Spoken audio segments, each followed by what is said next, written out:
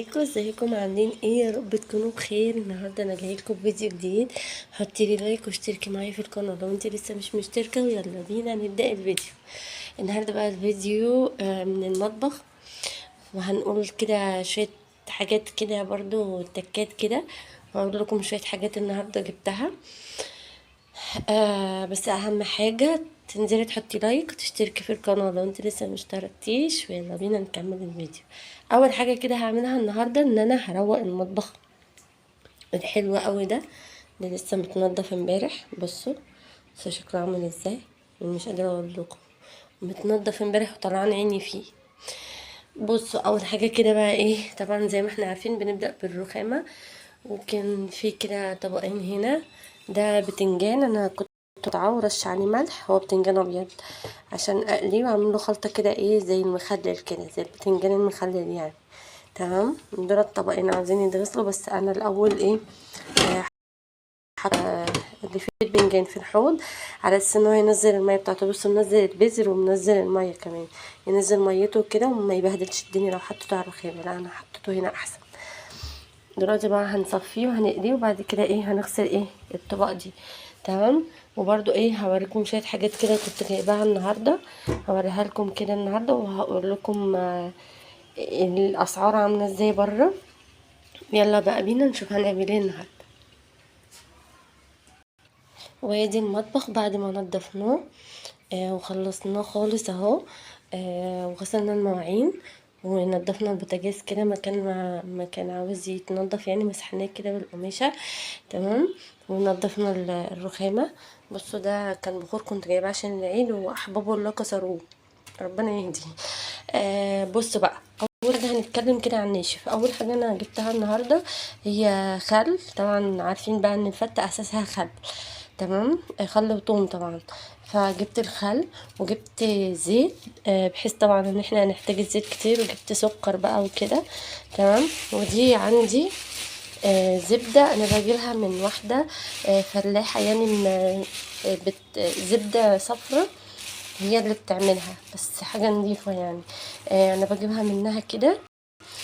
وهي دلوقتي انا حطيتها في التلاجة نشفت يعني، مسكت نفسها عشان اعرف اقطعها واحطها في علبة تلاجة. هجيب لها علبة تلاجة كده اهو، وهقطعها واحطها ايه فيها. تمام. اهي طبعا مغسولة كويس ومتنشفة كويس جدا، وهقطعها وهحطها فيها. تمام. يلا بقى ايه نعمل كده حاجة حاجة مع بعض النهاردة علشان نشوف ايه هنجهز ايه ان شاء الله للعيد. وكل سنة وانتم طيبين، وربنا يعود علينا وعليكم الايام بخير يا رب. يلا بقى بينا نشوف هنعمل ايه دلوقتي. بصوا بقى انا كده بعد ما رصيت الجزء من الحاجة في درج الخزين، بس اللي نسيت اقول لكم بقى عليه ان احنا جبنا رز. طبعا بقى مش المفروض ان احنا ما ننساش يعني ان في كمان رز للفتة. جبت الرز. الرز النهارده يا جماعه ب23 يعني. النهارده الحمد لله الرز نزل شويه بس نضيف. بصوا الرز اللي هو نضيف يعني، بصوا ولا في حاجه عايزه تتشال ولا مكسر ولا حاجه، لا نضيف جدا. كمان دلوقتي بقى هنكمل احنا هنعمل ايه تاني. يلا بينا نشوف بقى هنعمل ايه.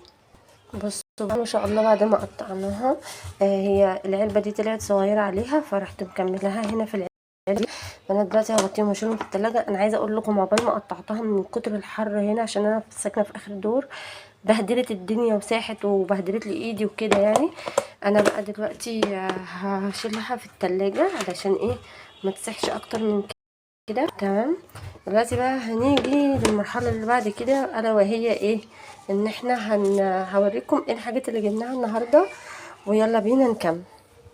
بصوا بقى بدايه كده انا جبت الحاجه ديت الصبح، جبتها كانت الساعه تقريبا 10، فغسلتها وشلتها في الفريزر علشان ايه الجو كان حر جدا جدا.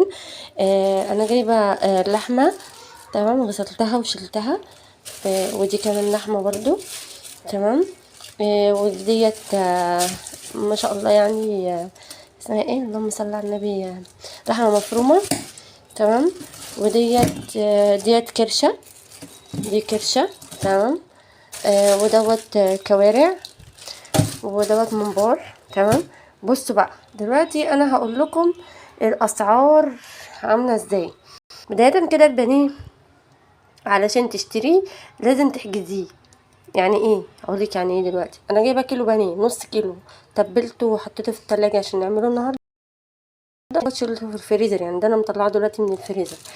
البانيه عند البياعين يعتبر مش موجود، او يعني يمكن عشان البياع اللي انا بتعامل معاه دوت اللي هو بتاع الفراخ اللي انا بتعامل معاه، اللي هو حاجته نظيفه ومش بتبقى ميه، لان الفراخيه اكتر الفراخ عندهم بتبقى معبيه ميه، دوت حاجته نظيفه وناشفه مفيهاش ميه ولا اي حاجه وميزانه حلو. آه البانيه علشان تروحي تشتريه لازم تحجزيه الاول، لازم تقولي له لو سمحت انا عايزه قد كده، يعني مثلا عايزه نص، عايزه كيلو، عايزه 2 كيلو مثلا كده، يقولك ماشي بتحجزيه. وتيجي كمان ساعه كمان ساعتين على حسب ما هو ايه ما بيقول. عنده كل حاجه، بس الحاجه الوحيده اللي بالحجز هي البانيه. الحاجه الوحيده اللي مش موجوده هي البانيه، زي ما يكون اللي داخل ده الفراخ مش اللحمه. بس طبعا عشان اللحمه غاليه فعشان كده ايه اكترية الناس بتجيب من البانيه. انا شخصيا انا وولادي بصراحه ما بنحبش اللحمه، احنا ما بناكلش اللحمه اصلا، يعني عشان كده انا جايبه بانيه. هو جوزي بس اللي بيحب ياكل اللحمه، ما بنحبش ناكلها. تمام. فجبت بقى جبت اللحمه والمفروض ان في كيس تاني اصلا لحمه، بس ما طلعتوش من الفريزر. اللحمه ب 330. تمام. ب 260. ب 260 بالظبط. اللحمه تمام. الكوارع ب200 و220، والصغيره اللي هي مش صغيره اللي هي بتاعت المعيز ديت، لا اللي هي بتاعت العجل الصغير شويه، ب100. انا جبتها بردك الصغيره اللي هي اللي ب100، لان برضو خالد اللي بياكلها، احنا ما بناكلهاش. الممبار انا جبت نص كيلو ممبار، بس باذن الله هنجيب ممبار تاني، لان احنا بنحب ناكل الممبار بقى كلنا بقى المره دي. تمام. والكرش عنده ب90. لا يا رب العكس، الممبار هو اللي ب90، انا بتلخبط. الممبار هو اللي ب90 والكرشه هي اللي ب60، علشان هو محل اللي بيبيع الحلويات بتاعت اللحمه بس. تمام. يعني دولت من عند الجزار، ودولت من عند الراجل اللي هو اللي بيبيع حلويات المذبح، بس ما بيبيعش لحمه غير لحمه الراس وحلويات المذبح. تمام. ده بقى الحاجات اللي احنا جبناها النهارده. طبعا زي ما قلت لكم ان انا الصبح غسلتها وشلتها في الفريزر، فهي الحاجه ايه لسه برضو مجمده لسه، انا بس طلعتهم علشان اقول لكم الاسعار بتاعت النهارده ايه، وعلشان اقول لكم عامله ازاي بره والدنيا ماشيه ازاي بره. وجبت بصل كمان، يعني ما شاء الله جبت بصل، علشان طبعا احنا هنحتاج البصل بقى في الخلطات اللي هنعملها والتتبيلات اللي هنعملها والوصفات اللي هنعملها في العيد، عشان تشوفوا ايه الوصفات اللي هنعملها باذن الله. دلوقتي بقى انا هروح عشان الحاجات ديت، وهنشوف هنعمل ايه تاني النهارده يوم مليان مليان حاجات كتير ما شاء الله. فاحنا دلوقتي هنشيل الحاجات ديت وهرجع تاني عشان اقول لكم هنعمل ايه النهارده. طبعا بقى مش هنقضي اليوم النهارده كله في المطبخ، اكيد ورانا حاجات تاني لازم تتعمل.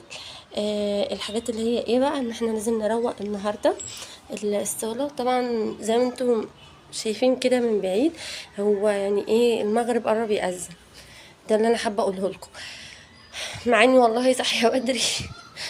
اليوم بيجري هوا. طبعا انا اكترية الوقت النهارده كنت في المطبخ اساسا يعني، فعقبال ما خلصت بقى جزء جزء وخلصت حاجه حاجه، كان الوقت جري وعدى منه كتير. فدلوقتي بقى جه الدور ان احنا نروق الجزء ده.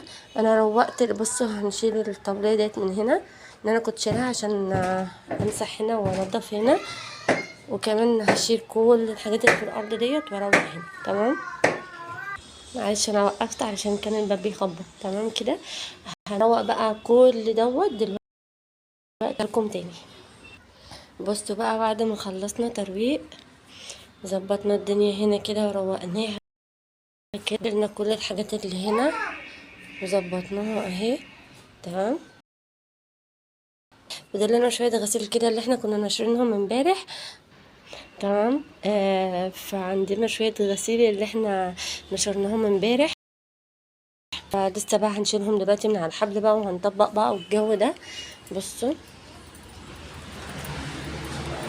اهو شويه الغسيل اللي نشرناهم امبارح، الفستق الرقاق اللي قلت لكم عليه امبارح.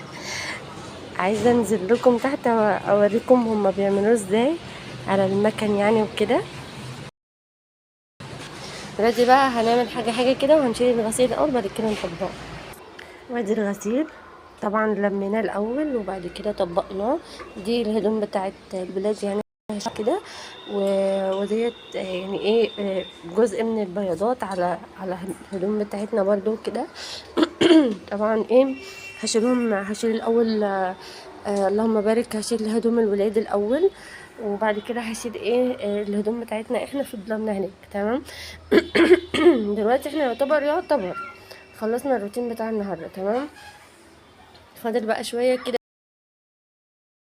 النهارده هنعمل ايه شويه رز كده علشان الاكل بتاع النهارده.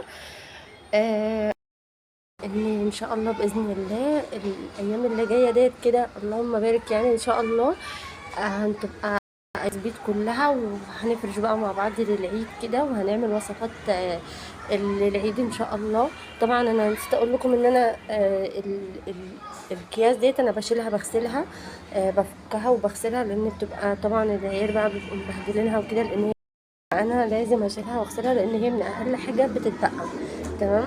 دي حاجه كمان برضو هرجع واقول لكم ما تنسوش ان شاء الله كده تشتركوا معايا في القناه وتتابعوا القناه وتعملوا لايك وتشتركوا معايا علشان تشوفوا كل جديد وتشوفوا كل الفيديوهات اللي هننزلها ان شاء الله في العيد. كل سنه وانتم طيبين ومع السلامه.